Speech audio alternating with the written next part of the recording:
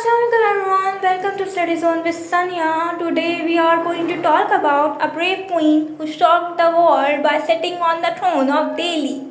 Yes, I'm talking about Razia Sultan, but the real question is, how could a woman rule in time when power was only in the hands of men? What conspiracies were made against her, and why did her life end with such a tragic story? If you want to know all of this, stay with me till the end because in today's videos you will discover a journey of Razia Sultan's life. A story of power, politics and love, all woven together. Early challenges and organization of the kingdom. When Razia became Sultan, some nobles who did not support her started a rebellion. Under the guidance of Vizier Hunedi, three powerful nobles, Malik Alauddin, Sher Khani, Malik Saifuddin and Malik Azauddin Kabir Khani, united and revolted in Lahore. At that time, Malik Nasiruddin Tiari, the governor of Badon, rushed to help Razia. He fought bravely on her side but was killed by the rebels. Razia showed her political skill in his difficult situation. She cleverly won over some of her enemies and spread rumors among the rest. Because of this, the rebels began to doubt each other and soon their unity was broken. As a result, Vizier Junaidi ran away to the mountain of Sirmaur, where he eventually died. Malik Saifuddin and his brother Fakhruddin were captured and executed. Malik Alauddin was also killed and his heir was brought to the royal court. Malik Azauddin Kabir Khani, the governor of Lahore, finally accepted Razia rules. After peace was restored, Razia turned to the administration of the kingdom. She appointed Khwaja Mehdi Ghaznavi, the deputy of Junaidi, as the new vizier. She gave Malik Saifuddin Egg the title of Qutlug Khan and made him commander-in-chief. She reappointed Malik Azauddin Kabir Khani as governor of Lahore. With this step, the situation started improving. From Lucknowti to Dibal, almost all nobles accepted her rule. Even the rulers of Sindh and Bengal recognized the authority of Delhi without any pressure. Rebellion of the Rajputs. During Razia Sultan's reign, the Rajputs started a new rebellion. The Chauhan took advantage of the situation and captured Ranthambore, forcing the Muslim army to retreat. The Rajput also cleared northeastern Rajputan of Muslim control. They even joined hands with the Mewati people and began attacking the borders of Delhi. Around the same time, the fort of Gwalior also slipped out of Muslims' hands.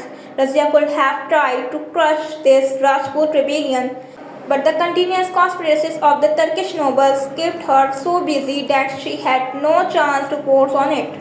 Mongol invaders. During her reign, Razia Sultan kept peaceful relations with the Mongols.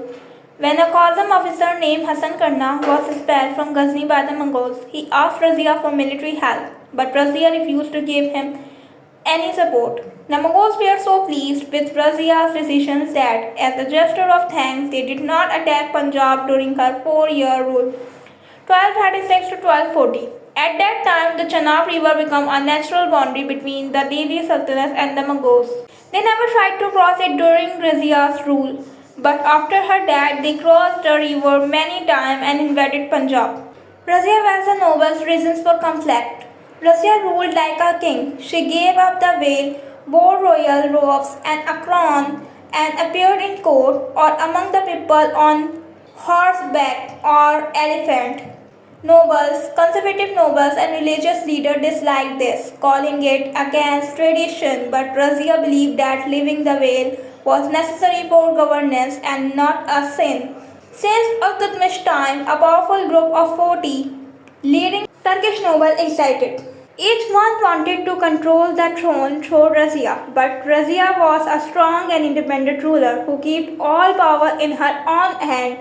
This angered the nobles and they turned against her. Razia was the first woman to sit on the throne of Delhi. Many provincial officers and nobles were not ready to accept a female ruler.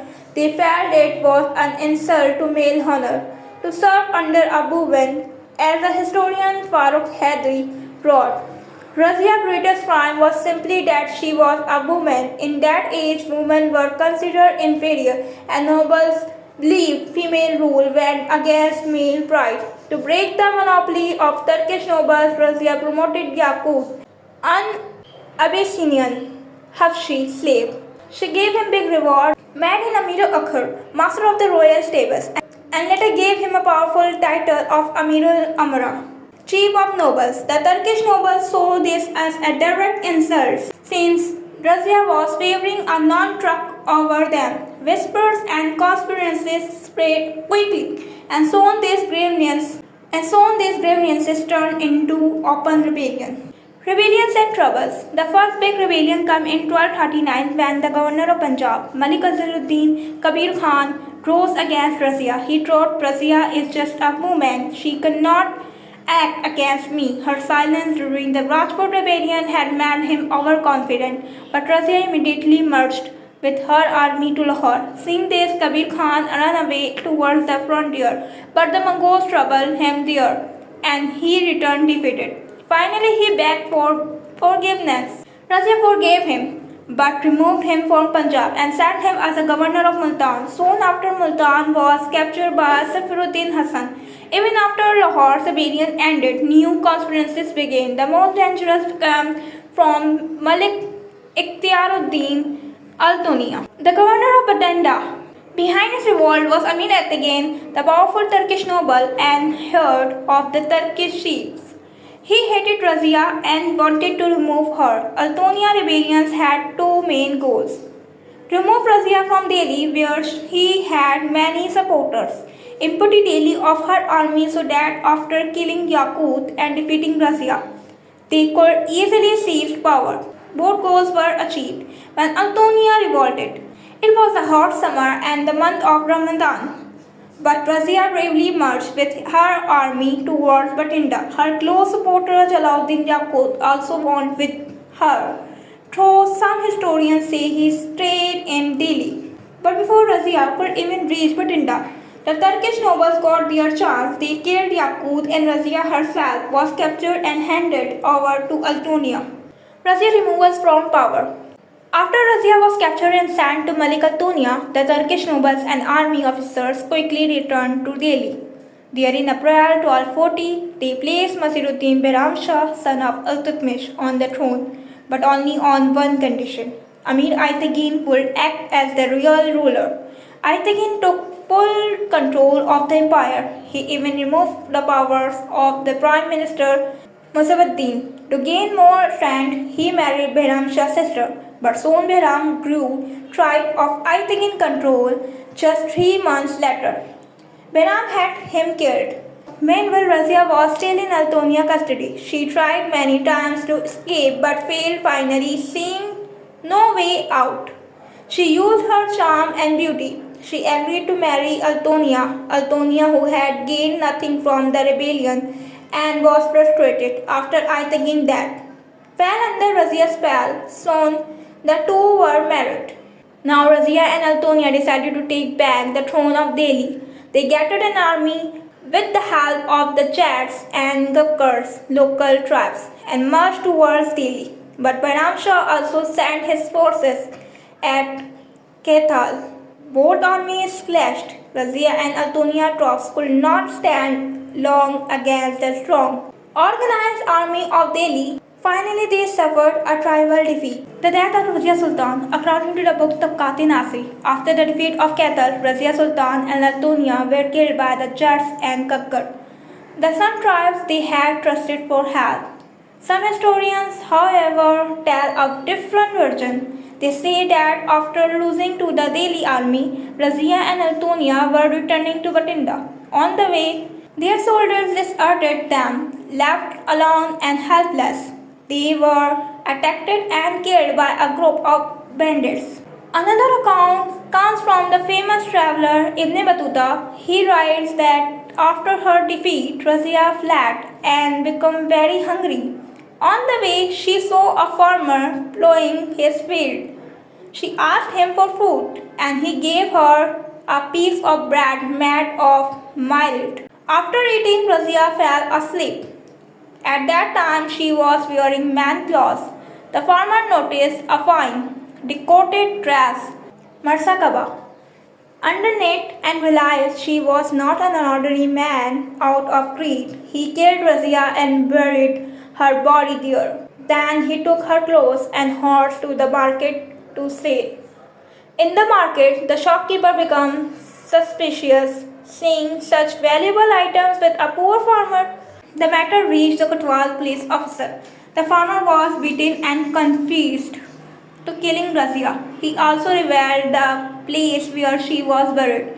Her body was taken out, washed, and then buried with full honor in Delhi, almost 300 miles away from the Yamuna River. A dome was built over her grave, but no proper inscription was left. So, its identification remained uncreated. Today, near the tomb of Sultan Ghiyasuddin Balban, there is a small grave which people believe to the tomb of Razia. The death of Razia Sultan, according to the book Tabqat-e-Nasri, after the defeat at Kaithal, Razia Sultan and Altunia were killed by the Jats and Gakkars, that some tribes they had trusted for help. Some historians, however, tell a different version. They say that after losing to the Delhi army, Razia and Altonia were returning to Batinda. On the way, their soldiers deserted them. Left alone and helpless, they were attacked and killed by a group of bandits. Another accounts come from the famous traveler Ibn Battuta. He writes that after her defeat, Razia fled and became very hungry. On the way, she saw a farmer ploughing his field. She asked him for food, and he gave her a piece of bread made of mills. After eating, Razia fell asleep. At that time, she was wearing mad clothes. The farmer noticed a fine, decorated dress, Marsakaba, underneath and realized she was not an ordinary man. Out of greed, he killed Razia and buried her body there. Then he took her clothes and horse to the market to sell. In the market, the shopkeeper becomes suspicious, seeing such valuable item with a poor farmer. The matter reached the Kotwal police officer. The farmer was beaten and confessed to killing Razia. He also revealed the place where she was buried. Her body was taken out, washed, and then buried with full honor. In Delhi, almost 300 miles away from the Yamuna River, a dome was built over her grave, but no proper inscription was left. So its identification remained uncreated. Today, near the tomb of Sultan Ghiyasuddin Balban, there is a small grave which people believe to the tomb of Razia Sultan. Thank you so much for watching today's videos on Study Zone with Sanya. If you enjoyed this journey, don't forget to like, share and subscribe because more amazing stories from history are on the way. Stay curious, stay inspired, and I'll see you in the next video.